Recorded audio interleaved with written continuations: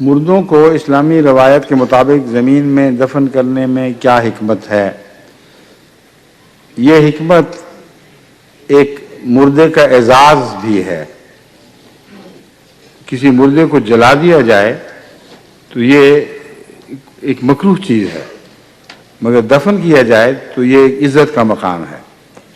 اسی لیے قرآن کریم صرف مردے کے تدفین کا اپنے طور پر حکم نہیں دیتا، بلکہ آدم کے زمانے سے اس رسم کو جاری بتاتا ہے۔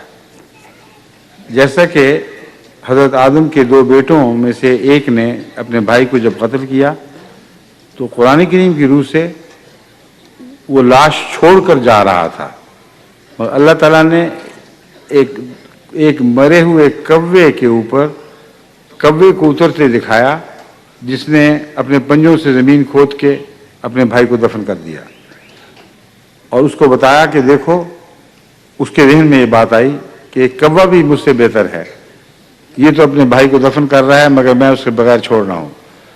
تو اس نے پھر مقتول بھائی کو دفن کیا۔ یہ سنت قرآن کریم میں مذکور نہ ہوتی اگر قرآن کریم اس کو احترام کی نظر سے نہ دیکھتا یا مسلمانوں میں رائج نہ کرنا چاہتا۔